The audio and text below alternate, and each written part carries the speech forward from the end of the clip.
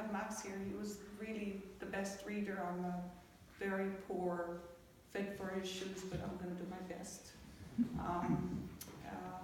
Victoria, his wife, is here with me, and Max's stepfather, my husband Frank. Max used to call the three of us Team Max. We were always with him. Each one of us had roles that Max assigned to us, and that allowed him to function and allowed him to write until August 16th. He died on the 23rd. So our job was to make him comfortable and to keep him optimistic and to keep him going. So he could do that which he loved most, writing, other than his love for people. People know Max's brilliance in writing, but Max was extremely spiritual and left us all wondering how to be more like him. Every day we try to aspire to be as good as he was, as accepting as he was of all people. And though his time was limited, he made meaning of time. And with his limited time, he always had time to listen to anyone who needed him there. And it didn't matter if there was someone really close to him or someone he just met on the street. When he was a child, I used to say to him, Max, I should teach you not to talk to strangers. And he said, oh, Mom, it's not a stranger. I just introduced myself. Meet so-and-so. It would be a homeless person in the park, or it would be someone that we would run into in a restaurant. He wasn't afraid of anything. And his father and I made a decision very early on that we didn't want to teach him to be afraid. So we were just going to take our chances and let him walk through life and find his way. And he did. So I don't know how many of you are familiar with this book, 4 Reincarnations. It's available here. But he didn't, when he sectioned it as 4 reincarnations, those were just 4 sections. He wasn't talking about reincarnation per se, but the first section is really witnessing the birth of the universe.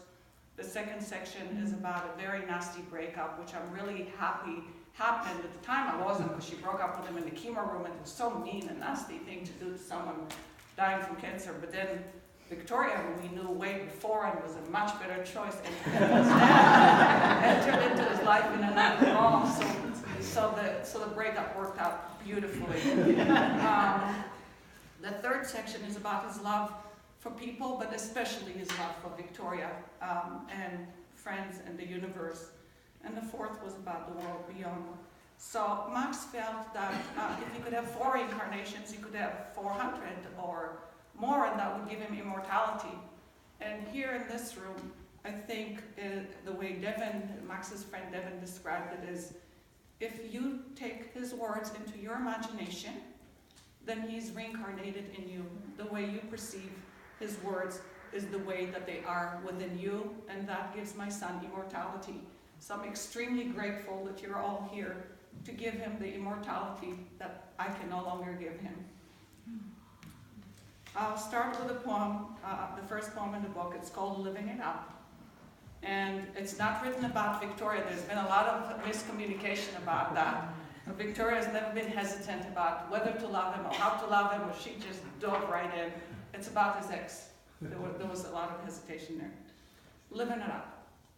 The bed is on fire, and are you laughing? You leave the bed and leave me without thought. The springs want to embrace each other, but they're afraid if they break their spiral, they will never be able to hold anyone. I wish you would let me know how difficult it is to love me.